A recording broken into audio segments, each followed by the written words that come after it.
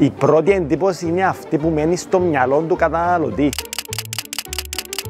Βρέθηκα στο Food Expo στην Ελλάδα και παρατήρησα τους τρόπους που προσεγγίζουν τα brands των καταναλωτή. Κάθε εταιρεία προσπαθούσε με τον δικό της τρόπο να τραβήξει την προσοχή του καταναλωτή. Εντυπωσιακά περίπτερα, 3D κατασκευές, δωρεάν προϊόντα, διαγωνισμοί, flyers, logo και slogan σε κάθε επιφάνεια, φιλική υποδοχή από τα άτομα. Μια σειρά από διάφορες τεχνικές για να σου δημιουργήσουν θετικά συναισθήματα για τα brand, έτσι ώστε να μείνεις στη μνήμη τους. Αυτό αποδεικνύει το marketing δεν είναι απλά ένα post στο Instagram, αλλά ένα σωστό στρατηγικός σχεδιασμός 360.